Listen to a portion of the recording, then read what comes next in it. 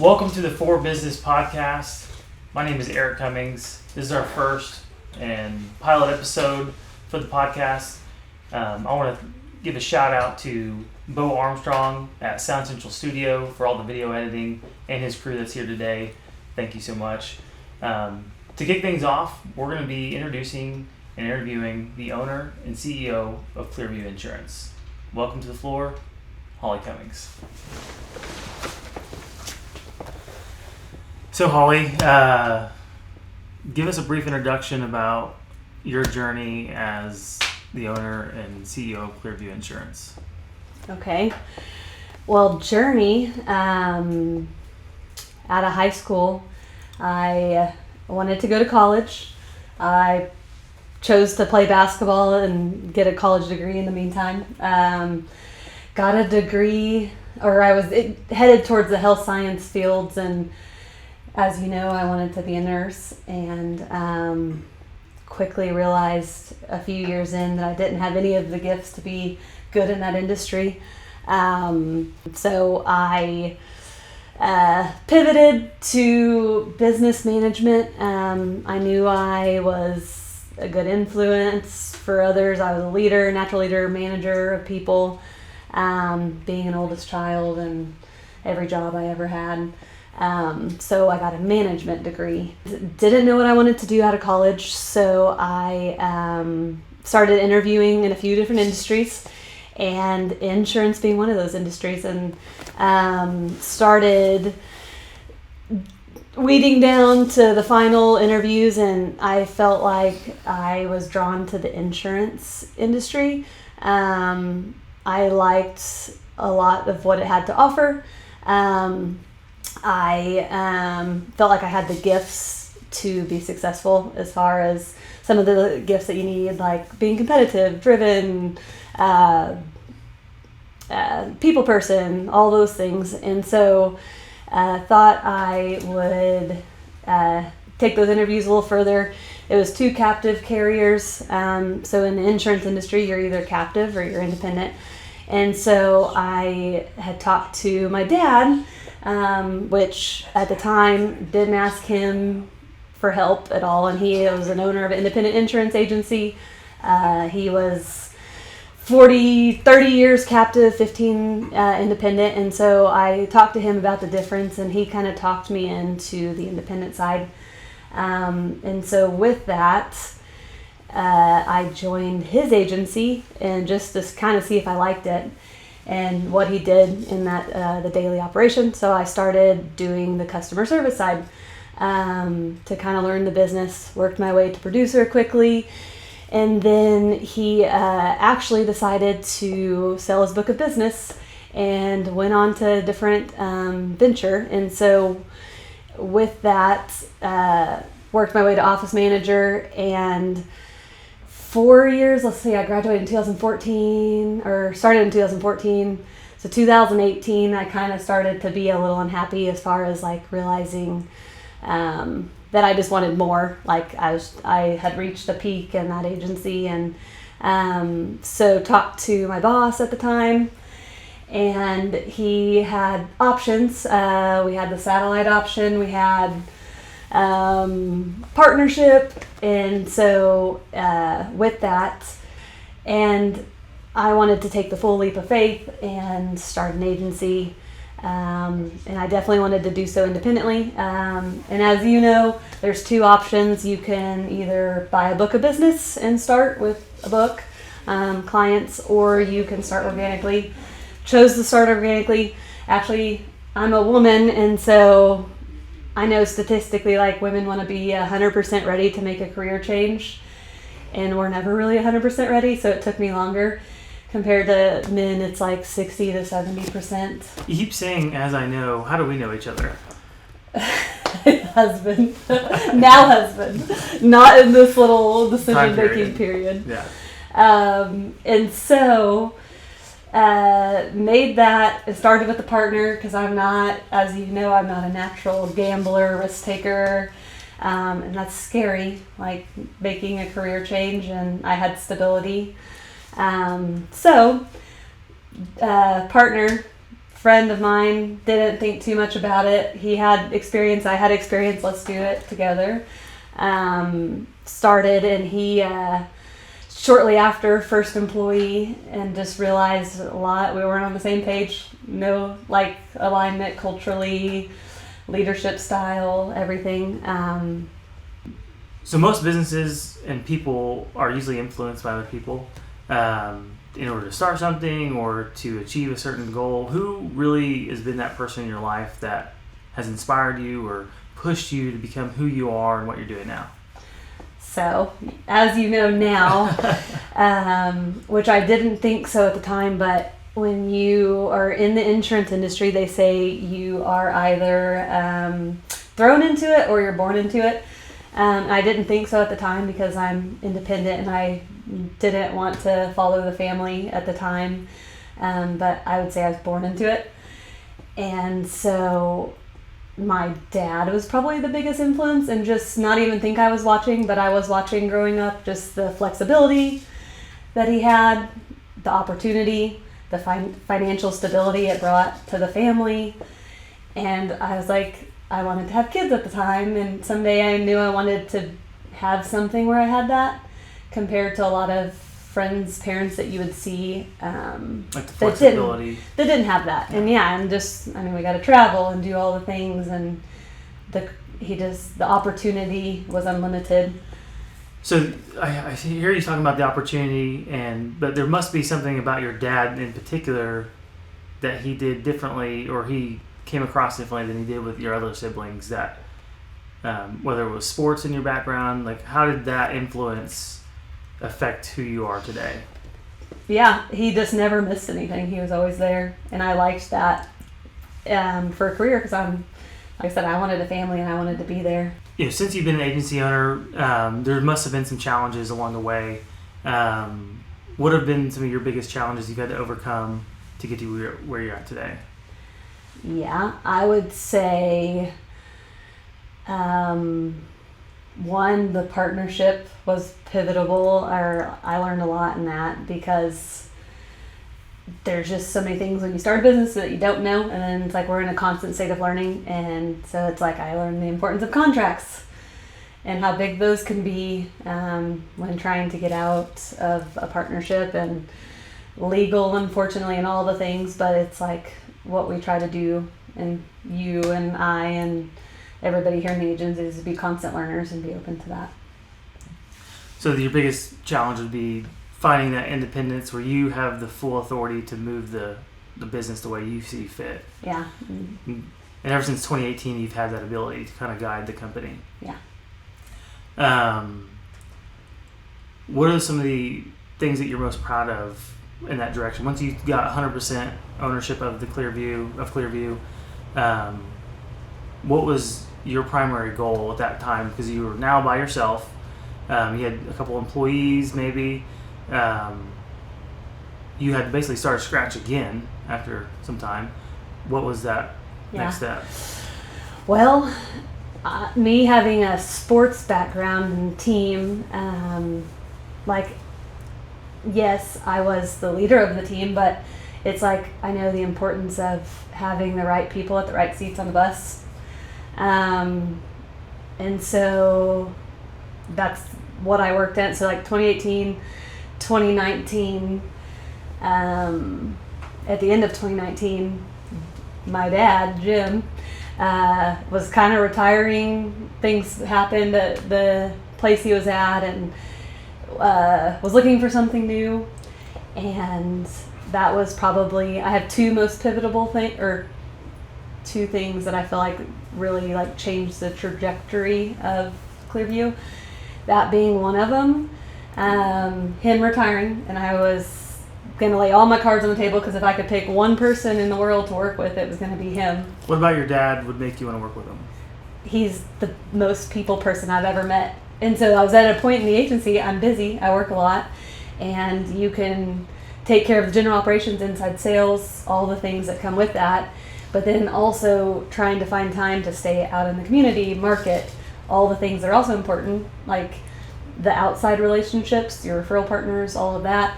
And so I just knew he would be like a perfect piece that I was missing, because I needed someone to do one or the other and do it well, and somebody that I trust. And there's nobody that I think would have done it better. So literally I had not a lot of time a year in. I laid all the cards I had. And he, like I said, joined me in the end of mid 2019.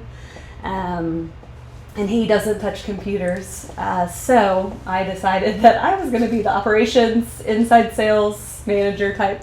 And then all he had to do was one thing. And that thing is a big part of our success. So now, 2019, at the end of 2019, your dad, you are together. What are those roles look like? What was his role? What was your role? And how did that ignite that growth, the start of that growth?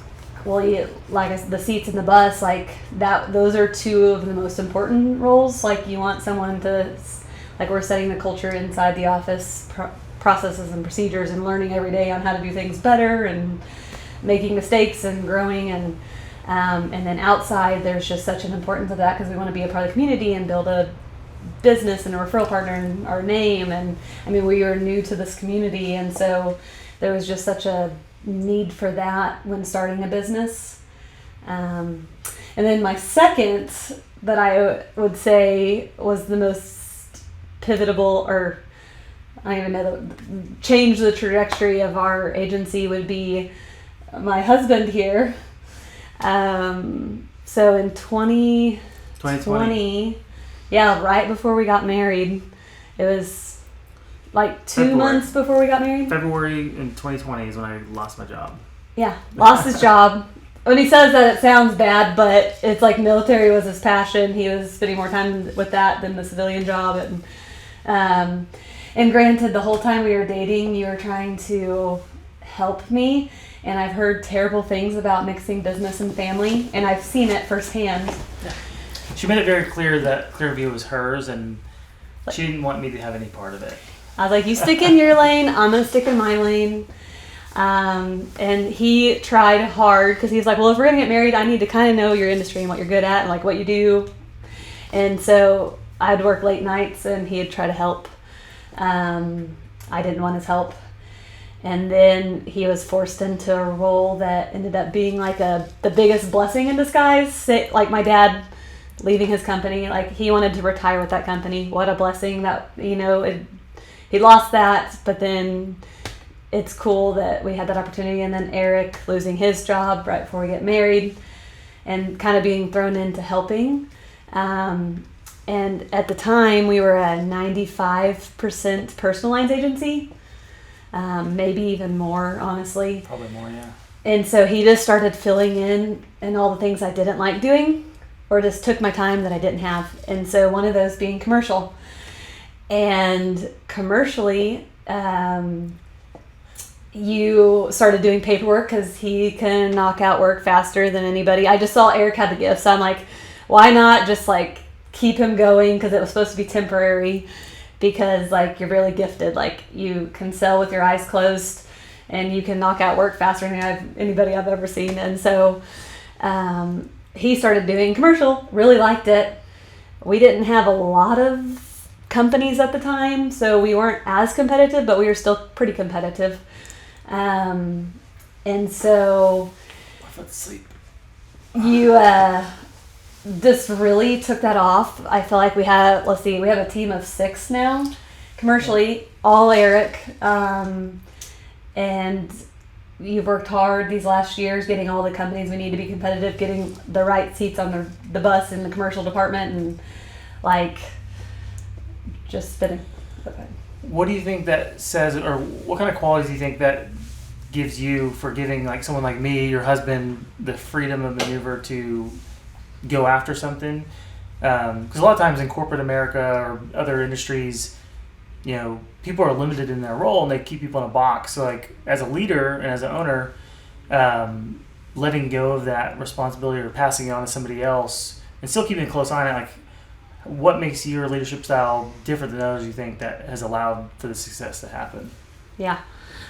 Well, like I said, I'm all about building and equipping people, and then some people it doesn't work out, but it's what we've tried to do here is let people work within their gifts And sometimes where we try to put them is not always where they end up, because our goal is to continually try to.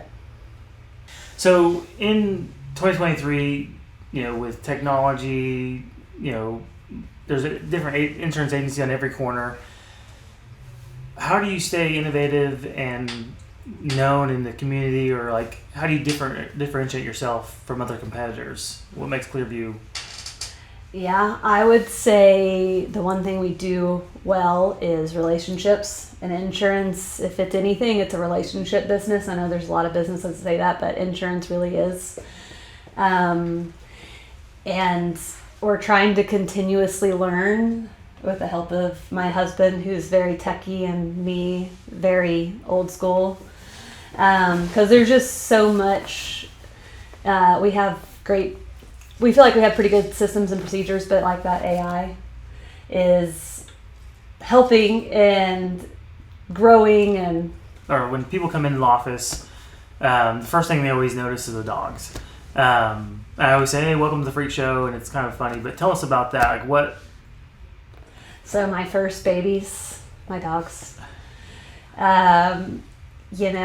That's the perks about having your own business. You get to set the culture, and if you're not a dog lover, you don't work here. I mean, or if you just can't cohabitate with dogs, that's just the thing. So my babies come with me everywhere. I have actual babies now, and they spend less time with me than those fur babies. I'm just kidding. That's a good point. So when you first started the agency, I wasn't a blip on the radar. Neither were having kids. Now, fast forward into 2023, at the end of 2023, married, kids. How do you manage your time as owner, CEO, a spouse, and a mother in this busy lifestyle? Yeah. Takes a village. It's like we have just such a great family. It's been a big blessing. And like this week in particular, I have 2 kids that are sick, and I have a mom that's split that time with me. And just doing what we do and the flexibility that it offers. And as we've grown, we're now a team of 20. And what we've tried to do this last year is have not be in the business as much, is being above and working on the business more, because it's been so hard. We've grown fast and been busy, and we just find ourselves in it instead of able to work on it. And what we do here is build leaders, and it's what we want to do as leaders is, I think Craig Groeschel always says it, but people would rather follow a leader that's always real than always right. And that's what we try to do, and we're try to be humble, and we're making mistakes in the process and growing from them. So I'm a numbers guy, and I think you appreciate it because you don't necessarily keep track of those things, but you like to have that information so you can make a decision or give some guidance. So every year I do what's called a campaign plan, where I've learned from the military, and basically we look at the numbers from the previous year, and then we make a goal for that next year. What are some goals for 2024? And also, what kind of metrics did you hit this year that really sparked even more growth than you could have thought? Yeah. Well, 2024 is going to look a lot different than 2023, I can say that.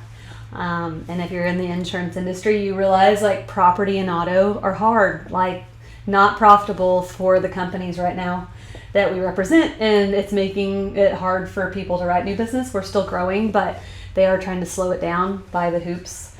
So 2024, our now team of 6, we plan on growing even more.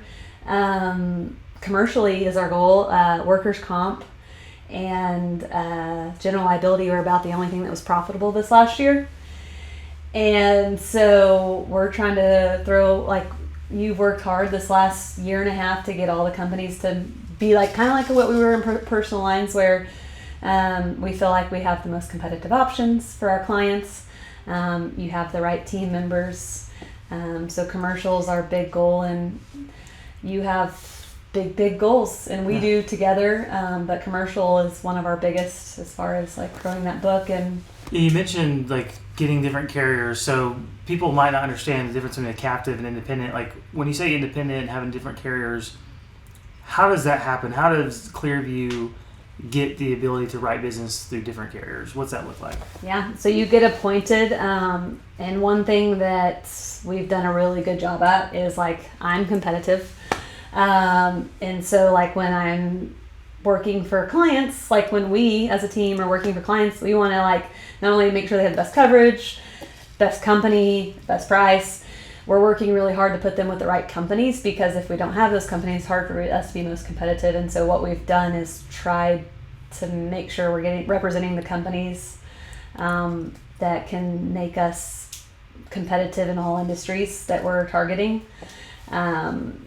And being an independent is just the only way to go, in my opinion, because you have options and companies are always changing. And if I was any other company, if I was Allstate or State Farm or whatever, I would just be riding roller coasters with the insurance company. And this way, it's like we can really do truly what's best to best protect our customers, because we're not biased to one company. We just want them to be like the best fit. Yeah. So a lot of times we kind of talk about it together as like not having that scarcity mindset. So everyone's talking about a hard market in the insurance industry. If you haven't heard it, we're in a hard market, right? And most people that you talk to are like, oh, I would never want to be in y'all's shoes. Y'all are in a really tough position. And it seems like to me that you have a different mindset where not only are we going to not have limitations, but we're actually going to grow more this year than we have the years prior in a hard market. Kind of talk about that. Well, we're working with what we're given, and right now, like I was saying, workers' comp and general liability are profitable, so why not? And it's like you guys, like what we target is workers' comp, and so we're not worried. I mean, like nothing's recession-proof, but why we chose insurance is the stability it brings, and it's the closest thing to being recession-proof. On top of the residuals, like we're to the point, 5.5, 6 years in, we have a pretty decent sized book to work with, and so it's like, how big is your book size? We're pretty close to 10 million 5 years in, and me even having a year of setbacks, and this year our goal is like we're doubling our new business every year from previous years, and our goal is to continue that above and beyond this next year commercially. Talk about the different roles in the agency, because obviously we have to focus on new business for growth, but you always beat me into the ground about keeping the business you already won. So you've had to give task and purpose to your office and even to me on how to accomplish that. Yeah. So that's definitely something that we pride ourselves on, is like our customer service. And like we do the right thing even when it's hard. We fight for our clients. We work hard. Like we're not just putting them places. Like we're doing our best every time. And our customer service team has done great. And like even the remarketing process. I know companies, if you're a company, you don't love that we remarket clients. But since you started a business, you've probably learned a lot. There's probably people out there that are aspiring to come into the insurance world, or maybe even become an agency owner, or maybe just try to do business in some capacity.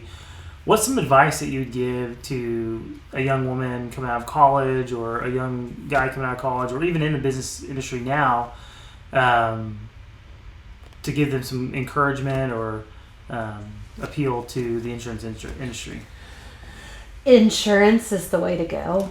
Residuals, that's like really the biggest What are residuals? Thing. Your renewals, like I write your insurance, and then next year, every year you renew with me, I'm getting that plus all the new business I'm adding. So it's like we're able to have more stability in a sales world than real estate or lending, where it's like you're constantly living off new business. That's how we can actually build something, build wealth, build an agency, is because the reason we can have a staff is because we know that we're going to keep the majority of our clients at renewal. Yeah. And insurance, if you're going to start something, is just the way. Yeah. This year we made a pretty big leap of faith, and because up until this point we were in a small office, we were comfortable. We didn't realize that we were missing something that was probably pivotal to this growth that we're seeing now. We're sitting in a place right now. Could you tell us about that? Yeah, again, I'm not a risk taker, but we had an opportunity to buy a building that's way too big for what we needed, in hopes that one day we were going to fill this building, and that's our goal. We're renting out a portion of it now, but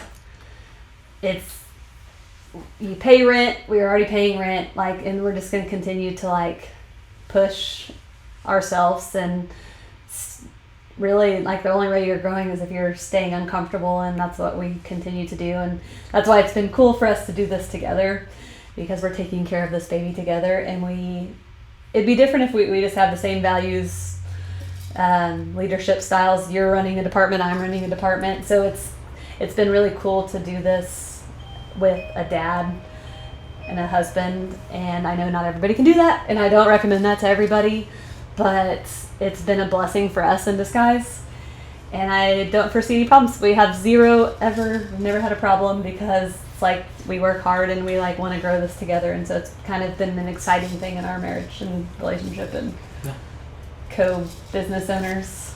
Tell them about your kids, or our kids. 2.5 and a 1-year-old. That's why I said it takes a village. It's definitely changed my work, in the fact that you definitely want to be more intentional with your time. When you're at home, you're at home. When you're at work, you're at work. And when you're at work, make sure you're doing focus work, because you only have so much time, and those things take up a lot of time. Are there any plans for any more kids? You have 2 right now, or we have 2 right now? I would like one more, but no hurry. All right. Well, I think this wraps it up. Again, this is our first pilot episode. Again, we're going to do our best to put out really good content every month. Again, a shout out to Sound Central Studios and Bo and his team. We're looking forward to next month, and the next interviewee is going to be Jim Jennings, Holly Cummings, his father, and my father-in-law. So looking forward to that. We'll see you next month. Guys, I'm